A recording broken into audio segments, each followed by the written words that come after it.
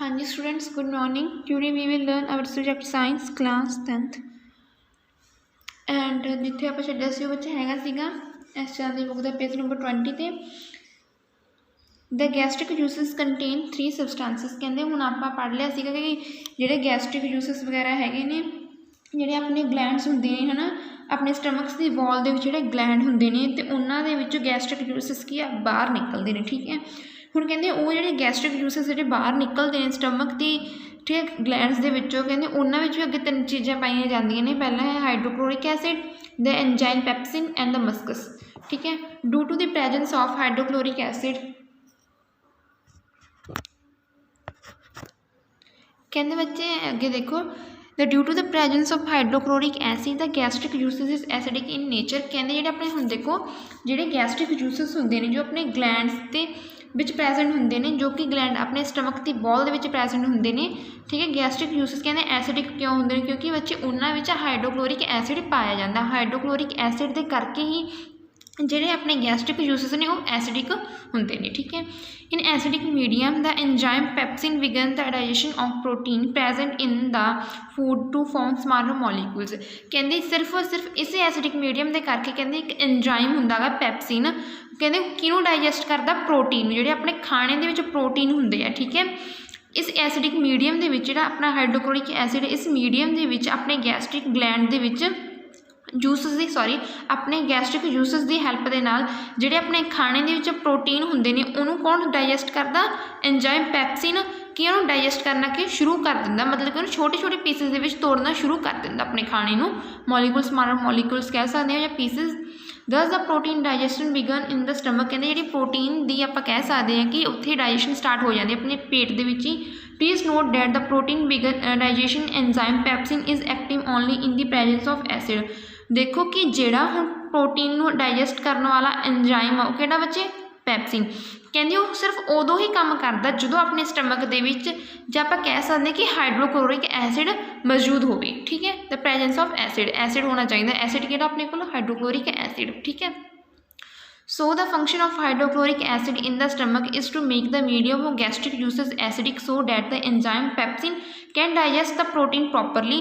कहते बस यही जो हाइड्रोक्लोरिक का काम की होंगे मेन कि जो स्टमक के जो गैस्ट्रिक जूसिस होंगे ने वो एसिडिक बना देंगे जिहदे करके की प्रोटीन वगैरह की अपने एंजाइम पेप्सिन के नाल कि डाइजेस्ट हो जाते वधिया ठीक ढंग नाल properly. Another function of hydrochloric acid is that it kills many bacteria which may enter the stomach with the food। कहते जिहड़े बैक्टीरिया कीटाणु वगैरह होंगे ने जो आप खाना खाने उहदे नाल ही अपने अंदर आ जाण कहते उन्हां सब नूं भी की बच्चे ये मार दिंदा गा। नैक्सट देखो the mucus helps to protect the stomach wall from its own secretion of hydrochloric acid. कहते जिहड़ा मस्कस हुंदा कहते जिहड़े आपां कह सीगे जिहड़े बॉल हुंदे आ स्टमक दी जिहड़ियां बॉल्स हुंदियां वो कितने मतलब वो की प्रेजेंट होंदा ग्लैंड होंदा। ग्लैंड दे विच अगे की हाइड्रोक्लोरिक एसिड होंदा बट जिहड़ा मस्कस होंदा कि जिहड़ियां बॉल्स ऑफ स्टमक होंदियां उन्हां दे विचों HCl हाइड्रोक्लोरिक नहीं रिसन दिंदा। ठीक है, उस चीज़ को प्रोटैक्ट करता। समझ गए।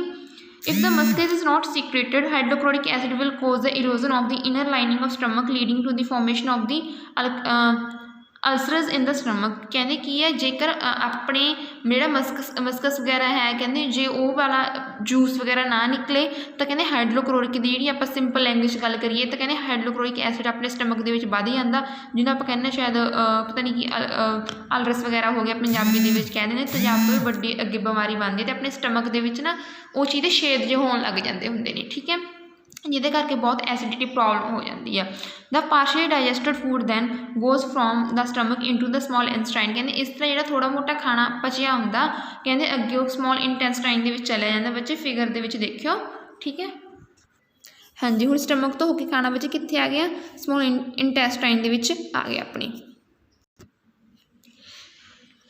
हाँ जी, the exist of food from the stomach is regulated by the sphincter muscles which release it in the small amounts into the small intestine. कि जिहड़ा खाना वगैरह भेजदा गा वो एक अपनी बॉडी विच हुंदा गा स्पिंचर मसल हुंदा जिहदे करके की हुंदा गा कि खाना जिहड़ा अपने स्टमक विच थोड़ा थोड़ा करके की स्मॉल इंटेस्टाइन दे विच जाना शुरू कर दिंदा। नैक्सट देखो from the stomach the partially digested food enters the small intestine ठीक है, पढ़ लिया।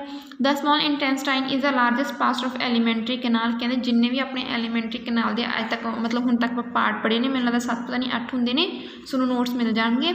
वैसे तुसीं 7th क्लास की बुक चुकोगे साइंस की, तुहानूं मिल जाएंगे। वो 3rd चैप्टर पता नहीं 4th चैप्टर आ, उहदे विच प्रॉपर हरेक फूड पाइप की small intestine they which किहड़े-किहड़े enzyme हुंदे प्रॉपर सब कुछ मिल जूगा। ठीक है, सो उसी पढ़िया भी होना। ठीक है, कहते ये जिहड़े अपनी एलीमेंट्री कैनाल के जिन्ने भी पार्ट्स होंगे ने, उन्होंने सारे पार्ट्स के विचों सब तो वड्डी की है पार्ट मन्निया गया, किहड़ी है स्मॉल इंटेस्टाइन, बट इन्हूं फिर भी सब तो वड्डा पार्ट मन्निया गया। क्योंकि बच्चे ये ना जिवें आपां कह दिंदे हुंदे हैगे मच्छर भजाउण वाली कॉइल नहीं हुंदी, ऐदा करके वो हुंदी हैगी ना, उस तरह कहते ये तुसीं डायग्राम दे विच जो तुसीं देखोगे कहते ये इस तरह ही कहते एक दूजे के उपर ना उपर चढ़ी जी हुंदी है, तां करके की है हुंदी तो काफ़ी लंबी आ, हुंदी तो इहदी लेंथ काफ़ी हुंदी है, बट ये अपनी बॉडी विच फिट हो जाती है। ठीक है, it's about 6.5 metre long in the adult man. ठीक है, thought the small intestine is very long, it is called small intestine because it is very narrow, क्योंकि बच्चे बहुत भीड़ी भी होंगी, भीड़ी करके कुछ ये की है इस तरह होंगी हैगी, जिहदे करके कि इहनूं स्मॉल इंटेस्टाइन कह दिंदे, हालांकि वड्डी हुंदी है लेंथ दे विच।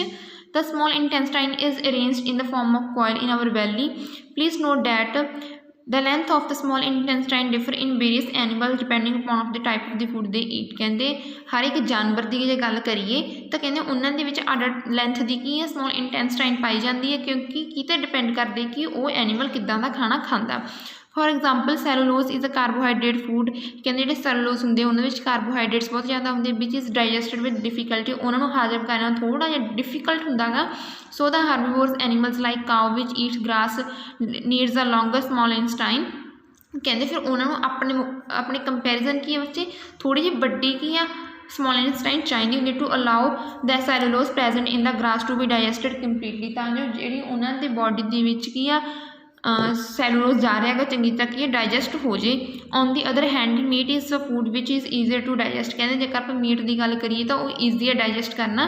So the carnivorous animals like tiger which eat meat have a short small intestine, कहते जो हुण मीट वगैरह खाते हैं कार्निवोर जिवें कि शेर वगैरह टाइगर वगैरह कहते उन्होंने की है जी स्मॉल इंटेस्टाइन होंगी आ तो अपने कंपैरिजन की बच्चे छोटी होंगी है। नैक्सट देखो the small intestine in human beings is the site of complete digestion of food, कहते आप कह सकते हैं कि जी अपनी बॉडी के स्मॉल इंटेस्टाइन है कहते तो काफ़ी हद तक मतलब कि कार्बोहाइड्रेट तो प्रोटीन तो फैट्स होंगे खाने काफ़ी हद तक कह सकते हैं कि पूरी तरह डाइजैसट हो जाते हैं।